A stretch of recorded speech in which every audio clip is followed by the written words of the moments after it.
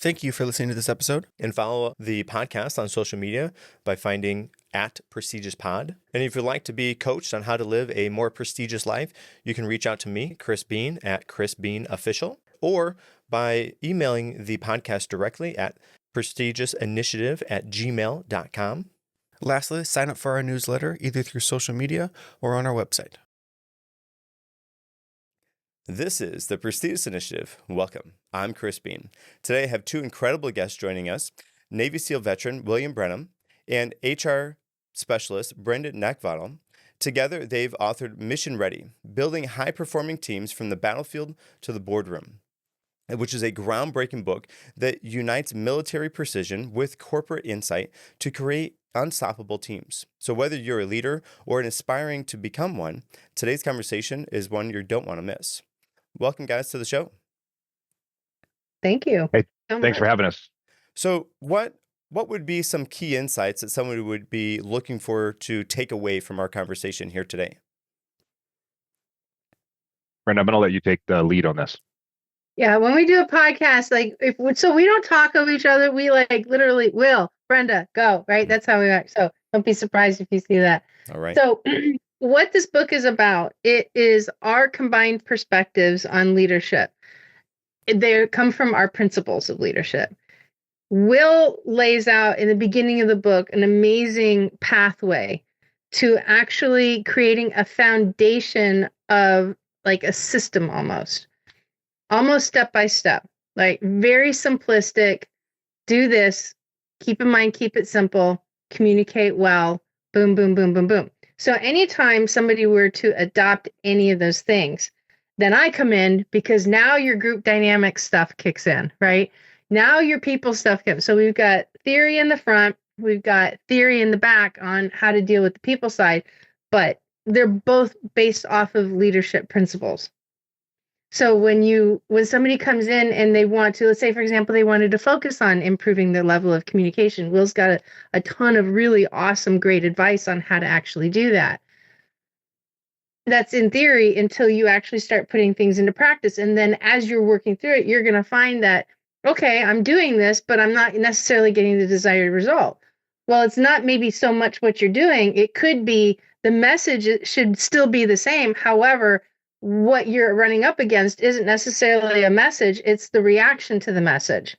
And then there's some gaps that are going to come naturally with the element of human beings. People don't like change. Like every time somebody wants to change something, everybody goes, ugh, right? But really what they're doing is that they're interrupting that person's mastery of something. So how are you going to contend with it? Still do what you need to do, like what Will's talking about, but now you have another level of dynamics that you have to address. And so that's what the book does. Okay. William? Yeah, so leadership is that's what you're going to get out of the book. You're going to get principles about leadership and how to handle it, because here's the deal that no one really thinks about. Leadership is a people problem. And you should be leading in everything that you do. It doesn't matter if it's in your business as a boss or as an employee, if it's in your home with your family, if it's in your relationships. Everything leadership has to do with relationships. And again, kind of as Brenda alluded to there, the parts of the book that I wrote are, I like to call it gunfight leadership. These are principles that work in a gunfight, no matter what. And they're very simple. And they also, it turns out that they work in pretty much any environment out there. If you take these principles and you apply them to any dynamic, again, from business to your family to your personal relationships, the exact same processes or principles, they apply to everything. You just have to change, happy to glad in a lot of cases. Okay. Instead of, shooting bullets downrange at the enemy, it's how you communicate with your employees. Yeah, right. Or or the principles that you're using. Okay. And William, where did this kind of idea for Mission Ready come from? So, Brenda and I spoke at a conference one time, and the idea of the conference, or the theme of the conference, was leadership. And so I have a keynote that I generally give. I call it 5 SEAL Secrets, 5 Secrets to Help You Think Like a Navy SEAL. And I had already given that presentation at this event at months before, and so I couldn't come back in and give the same presentation. Although my 5 Steel Secrets does apply to leadership as well, but I wanted to give them new material. And so I just thought about, like, what are the things that I learned in the SEAL teams that were directly applied to leadership? And then I thought about being in a gunfight and all the ways that we train in a gunfight. And so I just, I wrote down all the things that we do in the SEAL teams to be in a gunfight, from, preparing for the mission to all the way to execution and getting in a gunfight. And I wrote those things out, and I created a presentation. Then Brenda got up and she delivered her presentation. And then afterwards she was like, "Hey, what do you think about writing a book together? Well, you write about the things that you spoke about. I'll write about the things that I spoke about. And then we'll put them together." And because they're very synergistic, they all kind of, you take my stuff, you start incorporating it, and then, add it to people, and then you get Brenda stuff and to help refine some of the things, and you come back to my stuff. And you can go, so it's a big circle that works really well on continually improving your leadership style, all right, and capabilities. Yeah. And Brenda, what inspired you to join forces?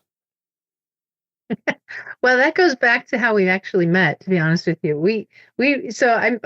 Offline earlier, we were talking about how I got involved with working with Navy SEALs through the coaching through the Honor Foundation. I'm now on my 9th year of doing that. But Will and I didn't meet that way. We actually met at a funeral. It's a very unconventional way of meeting each other. We had a mutual, my then business partner had passed away. He and Will had known each other. So there was another Navy SEAL that I traveled with.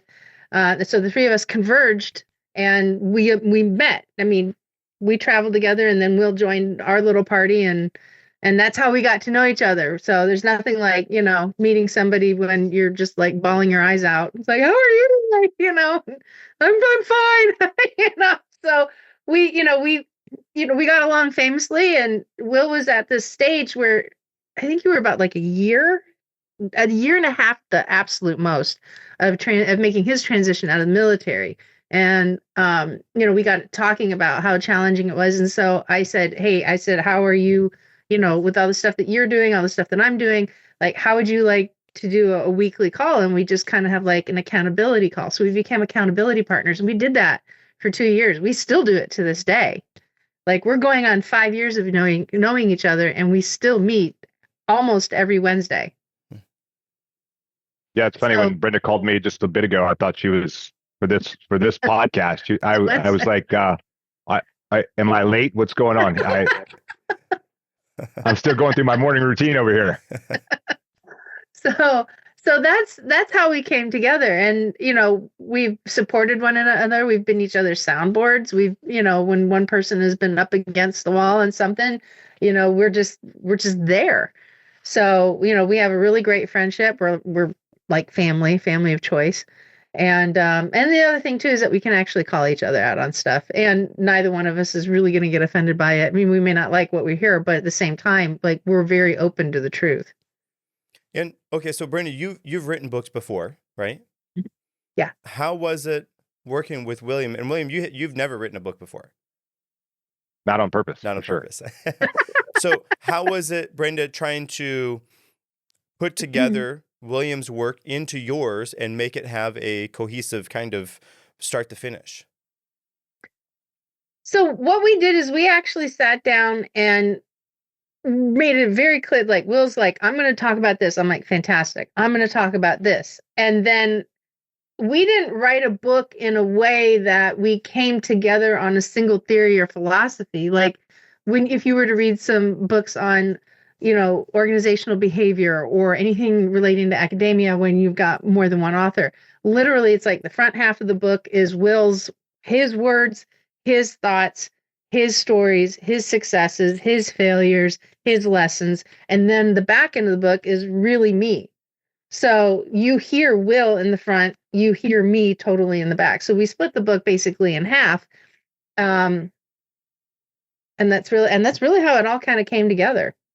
Okay. And William, for you, writing for the first time for a book, walk me through that process for you. What did that look like? How did that go?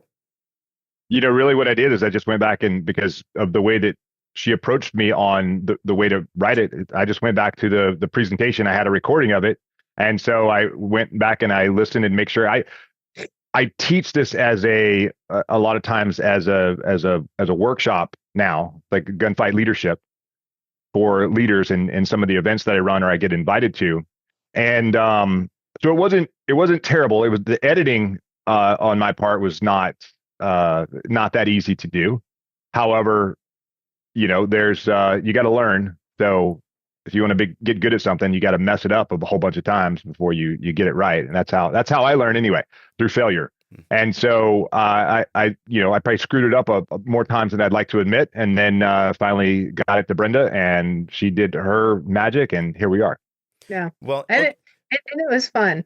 Yeah. Well, okay. So learning through failure, failure is essential to learning. Like you have to go through that failure in order for your brain to figure out what you have to do in order to succeed. The hard part that people come up to is they see that failure as they take ownership of that failure and they wear that, and they themselves become a failure, and they stop trying to walk down that road. But being able to overcome the failure and do it again and try something different, that's where you get to learn, because you iterate, you make those small little changes until you find what works, and what works for you doesn't work for me and Brenda. Everybody has to do something different. That's why we all have to walk our own road, and we all have to overcome whatever that failure is in our own way to make it around.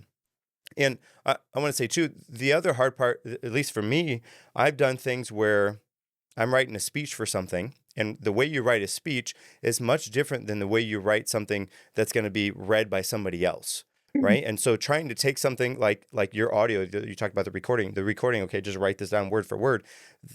I'm sure that was probably a challenge, because the way you're speaking to a group of people, like you have to, like they say, quote unquote, you have to do it differently when you put pen on paper or you're typing it up in order for somebody else to be able to read it and be, coherent and understandable.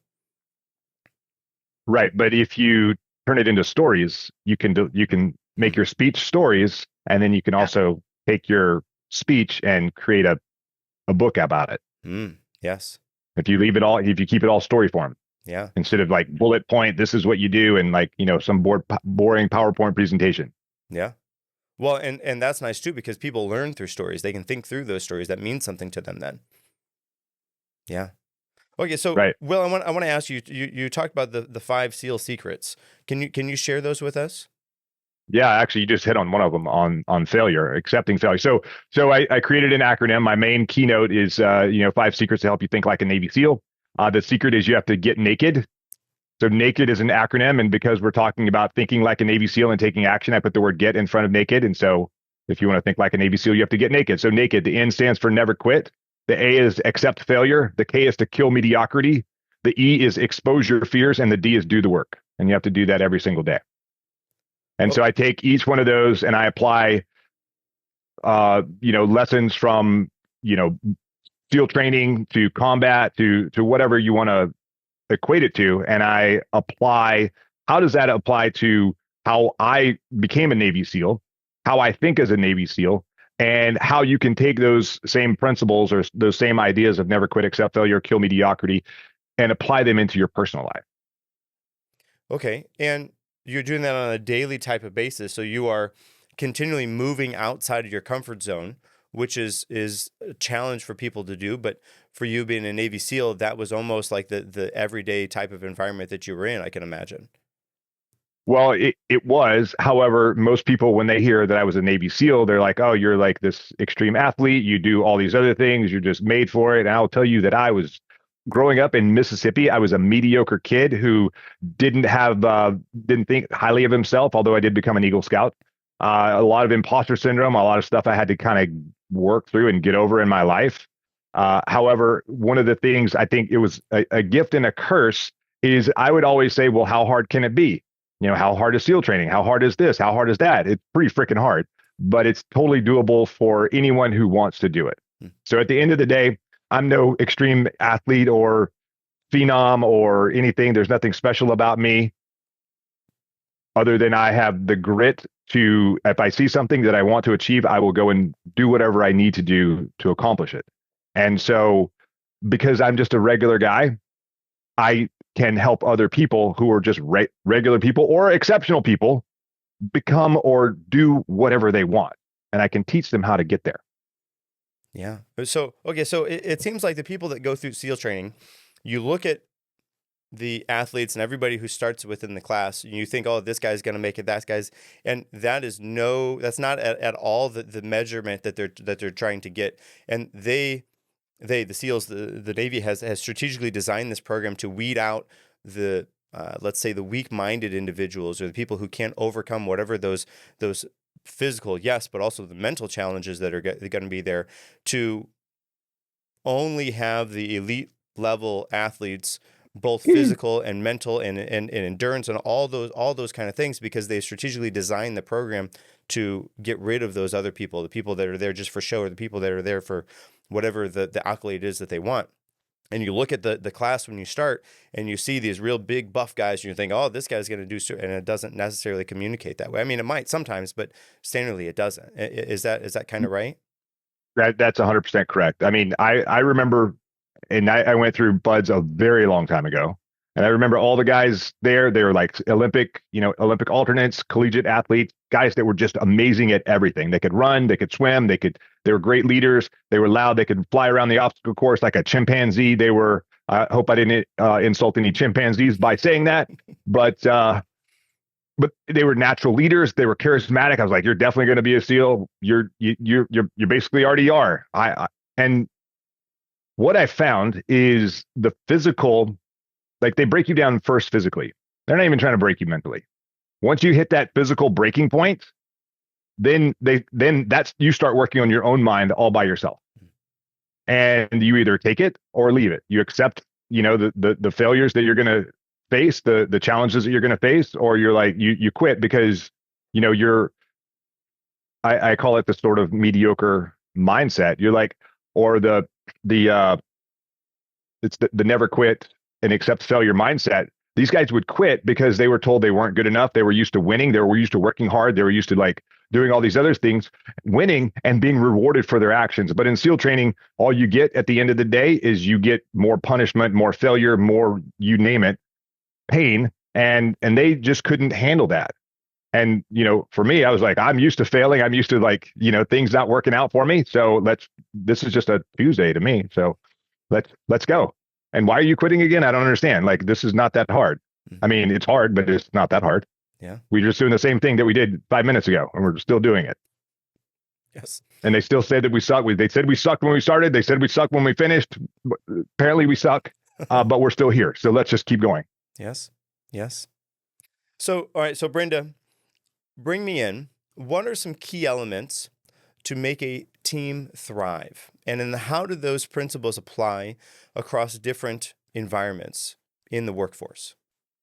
Yeah, I love, it's a good question. So I think one of the biggest things, like if it depends on what you want for your team. If you want a team to thrive and you want a more cohesion, for instance, that's addressing the culture of your department, your team, your group, sometimes even your company. Kind of depends on what size that you're looking at.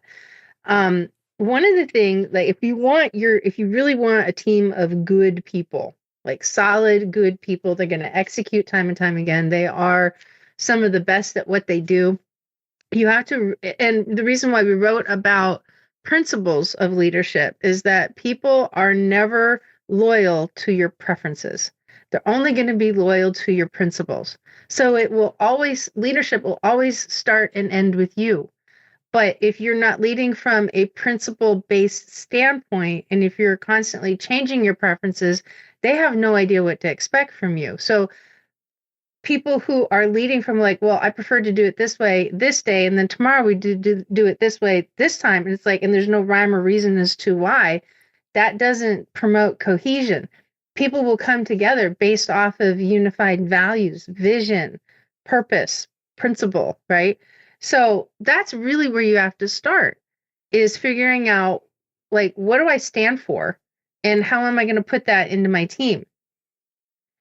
As you go through, that is going to be a foundation that's going to help you build trust. Like, not only they can trust what you say, They trust what you do, but they can also trust how you're going to respond. They're going to trust how you react, which is a totally different thing. They're going to trust the direction that you're pulling them in through. And the thing about trust and trust how you are going to approach and actually engage directly with them. So, like a lot of people out there, like, well, you need to have that connection with your employees. A lot of people, in my opinion, go like, that's a soft thing to do. When in fact, what we're actually talking about is having a professional connection with your people, which talks about everything that I just mentioned, right? Some of the ways that people can actually get there, some of the best things that they can do to get there. There's 3 things that I say. If you do these 3 things consistently over and over and over again, you can do this on people who are problematic. You can do these with people who are absolute superstars. 3 things. Number 1 is listen more, talk less. Because you're going to learn a tremendous amount. You're going to learn what's going on in their head. You're going to learn about the obstacles that they can't overcome, and you're going to learn about how they actually behave and engage in the world, in your world with your customers. They tell you all of that if you just stop and listen and talk less, right? The other thing is that you also need to ask good questions so you get good answers, right? If you're asking questions that aren't going to get you very far or that really aren't going to get you to the heart of the matter, be it a positive matter, a challenge, or whatever, right? One of the best questions you can ask is like, well, help me understand. Like, just put that in front of just about every sentence you can come up with. Help me understand how we got here. Help me understand how oh my gosh, help me understand how we got here. We didn't expect this, right? It's one of the best questions you could possibly ask anybody and everything. And then lastly, this is the one thing that people really don't like to do. And like human beings, like we're not going to do the stuff that we don't want to do. We're not going to do the things we don't like to do. So we're just going to be honest with that right now. But the power of your leadership will always lie in your ability to follow up. And follow up for some people is just like, fingernails on a chalkboard and just like peeling your skin off, right? Some people would just rather set their hair on fire and run out of the room than follow up. Why? Because to them, it seems like an unnecessary effort, or there's something there that they're afraid to run into. They don't want to disrupt something, right? But here's the thing.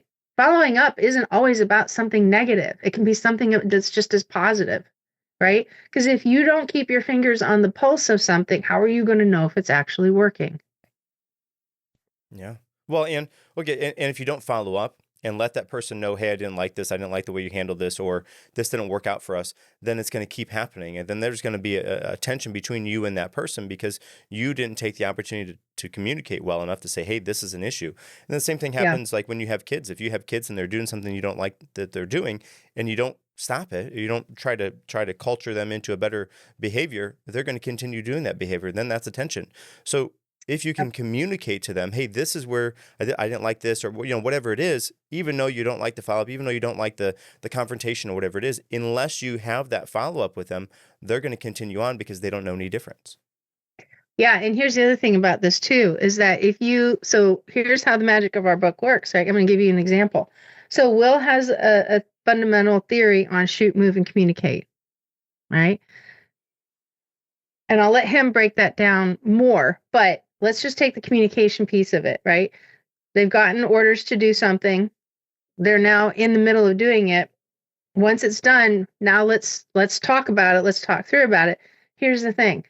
If you are that type of person that is the leader that talks more and listens less, ultimately what's going to happen is that your employees are going to start to, it's such a silent creeper and it is a death of a team, but they will start to isolate from that leader, or they will isolate the leader from the information that is necessary. That is a massive gap in trust right there. And that is a killer. And it's the one thing, like if you ever have an emotion that comes up, but you don't have a language for it just yet, it's like junk in the basement kind of stuff. We all go through it. But that's the thing about isolation, is that it's there, it's present, you know it, but you don't know what to call it. And when you start feeling that, you're in trouble, but you just don't know what it is yet. That is one of the biggest killers of a team, is isolation. Either the team is isolating from the leader, or the team is isolating the leader from what's going on. Okay, so William, bring me through the shoot, move, communicate. Yeah, that was a great. So this is the first principle of the of the book. And so basically what I call it is multitask like you're in a gunfight. I used to say multitask like you're a Navy SEAL, but now I say multitask like you're in a gunfight. And there's only three things that matter when you're in a gunfight. You have to be able to shoot, you have to be able to move, and you have to be able to communicate. And in a gunfight, those are the only things that matter. Not you left the lasagna in the oven, your kid wet the bed or whatever the thing, like shoot, move, and communicate. And so not what I like when I teach this, I draw it on a board in a triangle and I put shoot on one side, put move on one side and communicate on the third side of the triangle. And it doesn't matter where you are in the gunfight. One of those things is going to be the most important thing. But overall, none of them are more important than the other. It's what is important right now, the thing in your face. And so the really important thing about this is you can only do one thing at a time. You can only effectively engage the enemy, put rounds downrange, look down the sights of your weapon, engage the enemy while only doing that. You can't effectively engage the enemy and try to communicate with the guy to your left or to your right. You can't move effectively left or right while you're trying to communicate or trying to put rounds downrange. You need to focus on one task, whatever that most important task is at the time, focus on that to whatever the completion is, and then stop it and start the next thing. Okay. And so then with that kind of idea, the leader, the manager, whatever the leader is in the organization, is trying to do this across multi different levels. So you have the CEO is doing this for their high level executives, and then you have the high level managers doing this. You know, there's multiple floors to the way this works, and each one of them is kind of going back up the chain to get to what the commander's intent is, like to try to get that, to understand what the intent of the overall mission is. And what that comes to is being clear in the way to communicate both what you want your team to do, what you expect from them, but then how they expect to do that, right? Like, why are we doing this? Like understanding the why you're doing whatever it is that you're doing, because then the mission for the team to follow through with is easy to understand, because they're always trying to answer that why. And as long as they are in line with the why, the overall reason they're doing this task was it's the better to help the consumer, so that with this and then, so that all of that has to happen. But the CEO, the owner of the business, whoever, has to be able to communicate that across several different fields, so that everybody knows where their field of fire sort of is.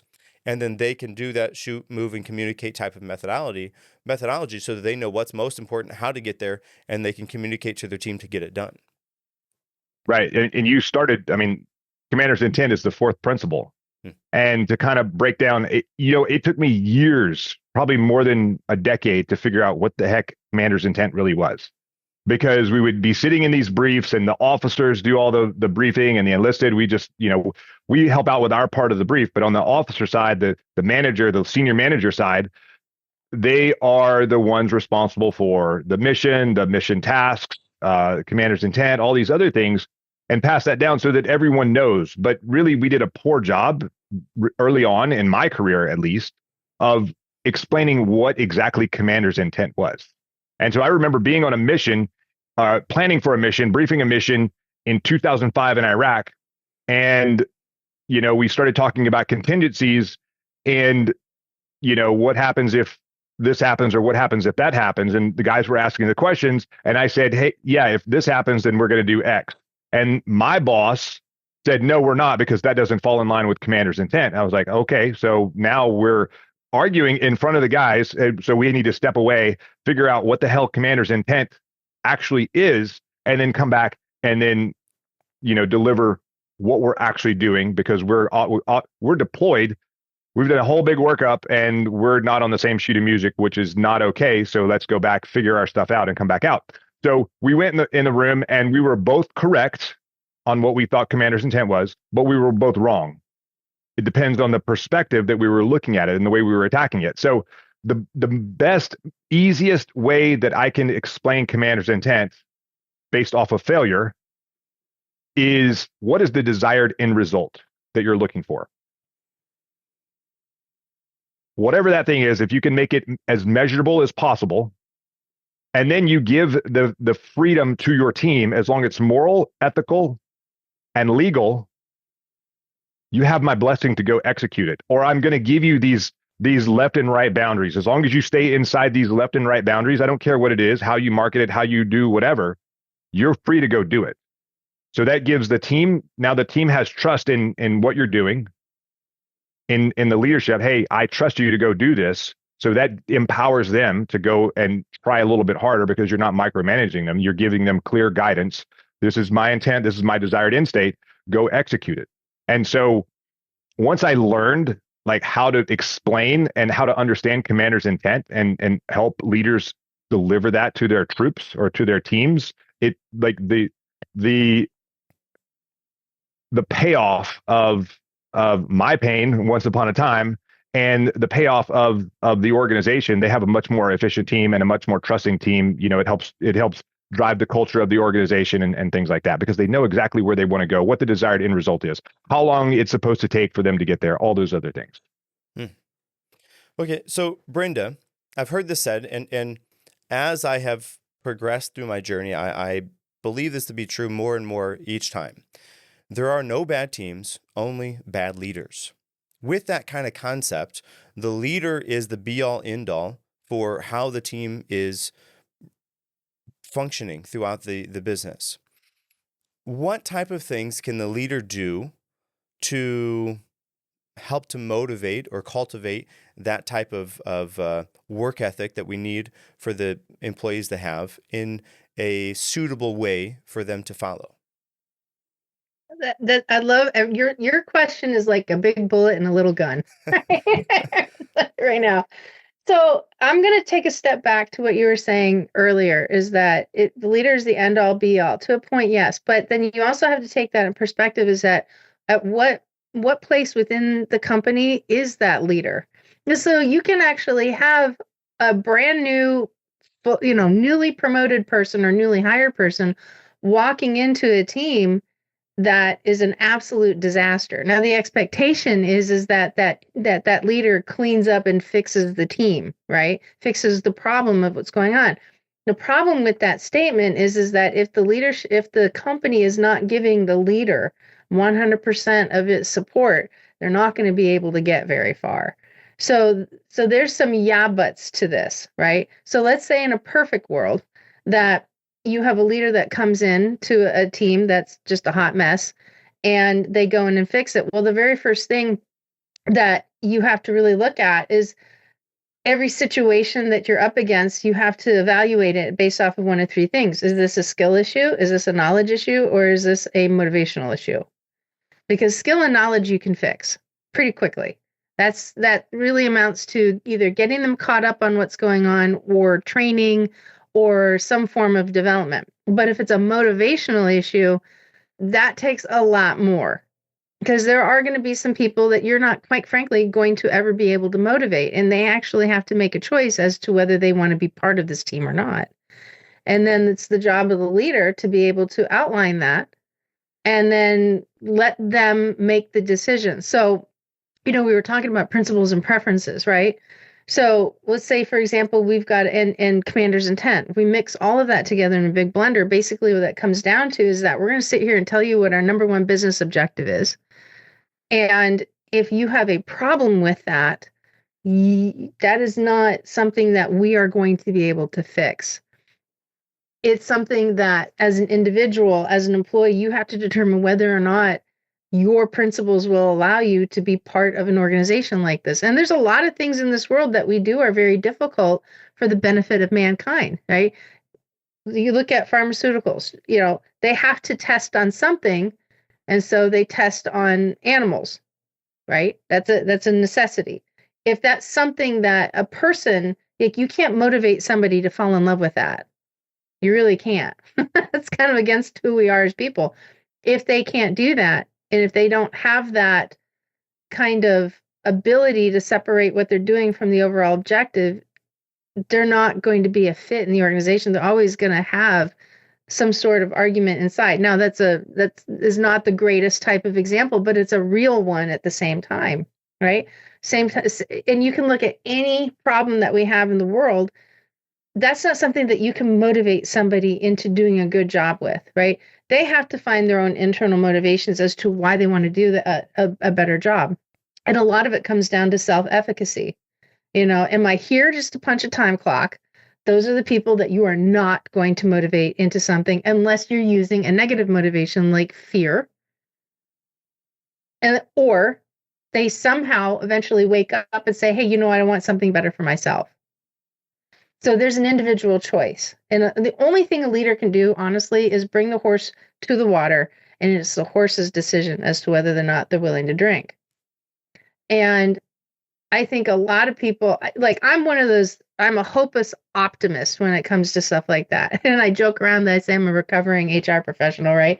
So, because you do what I do long enough, you can get a little jaded. That's an honest truth. And so knowing how to put something like that aside and still looking at somebody's like, listen, this is the mistake that you're making. This is what we expect of the correction. It's your choice to come to the table and figure out where you want to do that. And believe it or not, I actually know you can do it. And I have a lot of confidence and faith in it that you can do it. The question is this something you're willing to do? Because if you're not, maybe this isn't the place for you. People want to be treated as adults. Let's have an adult conversation. Here are your options. Keep it simple and sweet. Like, you can either join our team 100% whole, buy into us, bet on us, roll on us, be part of something amazing. And if you don't want to do that, that's fine. But I think at some point you also have to figure out, is this really where you want to be?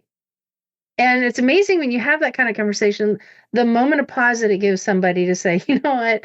Yeah, I think I really need to evaluate this. Or, you know what? I'm looking at this the wrong way. It's like, these are actually really good people that I'm working with. Maybe the problem isn't everybody else. Maybe it really is me. And I've seen this from my career. I've seen people choose to step up and they've done amazing things. I've also seen people that have chosen to step out, and that's fine. And they've gone off and they've done something. Half of those people will come back to a good time and say, oh, I have made a mistake, and I was wondering if we can come back. I've seen it firsthand, right? So it's at the end of the day, we all have a choice to make. We're either in this or we're not. And I think if we just break things down simply, we're going to wind up figuring out who really is part of our environment and who really isn't. Yeah. Okay. Hey, William, do you have anything to add to that? I think, the question was, there's no bad teams, only bad leaders. And I'm going to say that's partially true. You can have a great leader. Actually, he wouldn't be a great leader if the team had bad people. Yeah. If there was a failure in leadership from that leader and they allowed the team to kind of run rampant and do their own thing, then yes, that's a leadership failure for sure. But that doesn't mean that the leader can't fix the team or fix the situation. So oftentimes teams, I like to say that if you as a leader aren't running or driving the culture in your organization, then someone else does, and it's probably not the culture that you want. And so when I talk about culture, I talk about it's 3 to 5 things that you are. It can be your core values. It can be whatever you want it to be, whatever you want to call it. Mission statement. No, I think it would be more core values, but the culture. What are the 3 to 5 things that are non-negotiable for you? They're firing offenses, and that everyone on your team must follow no matter what. These are make it or break it. And these are things that you say every single day to your team. It's like, if you've ever seen the movie Inception, where they go, layers deep in dreams to plant ideas. This is you planting an idea. This is you inceptioning your team with your ideas and the way that you think. And over time, you can't go into this dream state and plant the idea. You have to do it verbally, day in and day out, day in and day out. I mean, the culture that we have in the SEAL teams is very different than the culture in many organizations, because it's a culture of combat. It's a culture of camaraderie. It's a culture of teamwork. It's a culture of getting stuff done. We're not a bunch of individuals in the SEAL teams. That's why it says SEAL teams. And so team is the most important thing there. We don't leave a man behind. There are all these slogans that we have, and they're there for a reason. That's the culture of our organization. And so when you can, as the leader of an organization, the leader of a team, you can come in and you can, whether you're an old leader or a brand new leader, you can come in and you can start driving and changing the culture of the organization, but you have to do it very purposefully because it's the right thing to do. And it's the direction that you want to go as a leader. You want to drive your team. Now, you could have some major roadblocks, kind of like what Brenda was saying. You could have some bad apples in there. It happens. Like the best leader in the world still has to sometimes ask people, I think Brenda said, promote them from, employee to consumer oftentimes. We don't fire people. We promote them to consumer. Right. Something along those lines. And so sometimes that has to happen. Sometimes you just have it happens in the SEAL teams. It happens in every high performing organization on the planet, bar none. That's just part of the process. That's just part of you as a leader. You have to recognize those things. This individual or this personality is corrupting the rest of the team. So they have to be, promoted accordingly. And okay, so I really like the idea of having the core values, your culture of the organizations, those 3 or 5 things, and you're saying those on a repetitious type basis, because what that does is then the employees then know what you're looking for, so they can do more of those, so they can get highlighted, they can get accolades for whatever it is, but also then it's as you say it more, or as you have different sayings that go with those, that's going to seep into the subconscious of who they are. Then they can become that type of person, so they can excel the way that we need them to do at work. And it's not like we're changing them as a person. We're just allowing them to become a better version of themselves, so they can actually continue to show up and get a paycheck, as opposed to show up and give me some of their dollars. Exactly. Yeah. Yeah. One thing I love about core values, and it's not just so much just saying them, it's making your decisions within them. So I'll give you an example. So when I worked at CarMax, for 8 years. I did 5 years in the field and 3 years at the corporate office. And and it didn't matter where I was within the organization. We would always evaluate one of our core values is are we doing the right thing for the client, for the customer? And so when we would navigate through some of the things that we're talking about, even with some of our people issues, is like, is keeping this person on, or is, making this decision to refund or charge this person, are we doing what's in the best interest of the customer? We would literally ask that question. One of my favorite mentors on this planet that I have, that I follow, and I'm part of his programs, that right now, like, his number one core value that he extends into every organization, including his family, is never let good be the robber of great. And so the question is like, is this enough?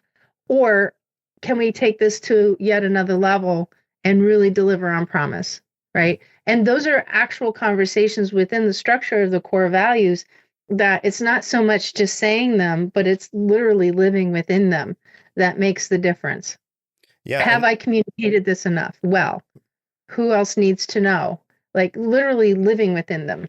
Well, and so my way of thinking about that, from not just from a business side, but from a personal side, is if you have a set of core values for yourself, then those core values can inform all the decisions that you have, because you just reflect back, okay, is this in line with my core values? Yes or no? Okay, there's my answer. Yes, it is. Great. We do it. Yeah. No, it isn't. Okay, then we don't do it. And it works the same way on a business side. The value side is like, what you're looking for business values, I think, is different than what you're looking for personal values. Okay, fine, fair enough. But despite that, if you have a core set of values, whatever the decision is, you just reflect back to the values. Is this in line? Yes, move down. If not, then you don't. Yeah. One of the biggest things that I run into when I get that call on my Hey Brenda hotline is that, like, I got a guy. It always starts with that. I either got a guy or there's a woman on my team. It's one of those two. So if you look, really one of the most difficult things that I've seen in my career, and I've seen it so much, conversation over and over and over again, is that I've got a high sales performer, brings in 2/3 of our revenue for the past 6 months, right? The guy is a toxic hurricane. How do I deal with this? And it comes right down to very simple. It's like, what are your core values? Well, we don't really have anything defined. Okay, now you're really going to struggle. What are you willing to separate from? A toxic hurricane or 2/3 revenue? Because that's the polarity you're up against at the end of the day. And which one do you think they go with? They go with they do not give up the 2/3 revenue, but then they don't know how to fix the toxic hurricane side of it. Yes. Yeah, which seems from the outside, it seems such an easy thing to do. Not unless, yeah, but when you have to answer for a loss of 2/3 of your revenue, it's not. Yes. So it is. I mean, it is extremely problematic, and unfortunately, that begins a chain reaction that now starts going in within your team. So going back to your question, like about that you had asked, is like, there's no such, it's all about the leader. It is, but it a lot of what happens within the dynamic of the team will always come down to one or two or maybe three central individuals that make the team what it is, or they are a driving force to constantly always pull it apart. So Will's answer is awesome. My answer has validity. At the end of the day, leadership is not for the faint of heart, and there's no one secret genie lamp answer that you're going to ever be able to get out of, because it is a living organism in and of itself. Yes. Well, hey, I want to say thank you. Thank you, William, Brenda, for sharing such incredible insights and experiences with us today. Mission Ready is a must read for anyone looking to build a stronger and more effective team. And hey, real quick, where could somebody grab a copy of that book at? Easiest place to grab it is over on Amazon.com. You just type in Mission Ready, put your information in, hit click, buy, and it'll show up on your doorstep, or it'll pop in on your Kindle. Either way. Wonderful. Hey, and before we wrap up, do you guys have any final thoughts or key takeaways you would like to leave the listeners with? And then also, where would be the best way to, if they wanted to get in contact with you, what would be the best avenue of approach for that? Brenda, you can go ahead and go first. Okay, so easiest way to get in touch with me. As a matter of fact, I have a free gift for your listeners too. If they're dealing with individuals, and they don't really necessarily know exactly what to say, they're dealing with high drama, they just want to get to the heart of everything, and they're running up against ego. I actually have a free course. It's a free tool. You can find it at heybrenda.com. And you put in your name, put in your email address. What's the one thing you heard today that totally wowed you? And it will move you right over into what I call impact scripts. And you guys have heard one of them already. Help me understand. And there's 4 more. I've been using these things for over 20 years, and it really does help, especially when you're dealing with really super difficult people or situations, or what you perceive as difficult or really challenging. It'll help you get through to the root core of what's going on without having to wrestle with the ego so much. So that's the easiest way to connect with me. You can find me on just about every social with my name, at Brenda Neckvatal. And yeah, that's how you can find me. Okay. William, key thoughts or takeaways, and then where could we get in contact with you? Yeah. So everything that you do in life where you're dealing with people is leadership, everything. And the first person that you deal with every single day that you wake up is yourself. So the first person you have to learn how to lead is lead yourself. Lead yourself first, then you can start leading other people. Leadership isn't always about telling people what to do. Sometimes, as Brenda alluded to or mentioned earlier, sometimes it's listening, sometimes leading with curiosity. Start asking lots of questions. That's the best way to start connecting with people. Make it about them, not about yourself. I also have a free giveaway, and we talked about it just a little bit earlier in the show. 5 SEAL secrets, my 5 SEAL secrets, my 5 secrets to help you think like a Navy SEAL. If you go to 5sealsecrets.com, put your information in there, and I will check your spam, because sometimes my emails go to spam. But go there. It's a free ebook. So I guess that was actually the first book I ever wrote unofficially, and that really tells you the whole never quit, accept failure, kill mediocrity, expose your fears, and do the work that you can start incorporating into your own life every single day. So, and you can find me on, every social media out there. I think it's William Branum or william.r.branum, LinkedIn, Instagram, Facebook, all those good things. And yeah, I appreciate you having us on here. Wonderful. No, thank you very much. Yes, thank you. So, and to our listeners, remember to subscribe, leave a review, and share this episode with anyone who you think is passionate about leadership or team building. Until next time, take initiative and lead with purpose.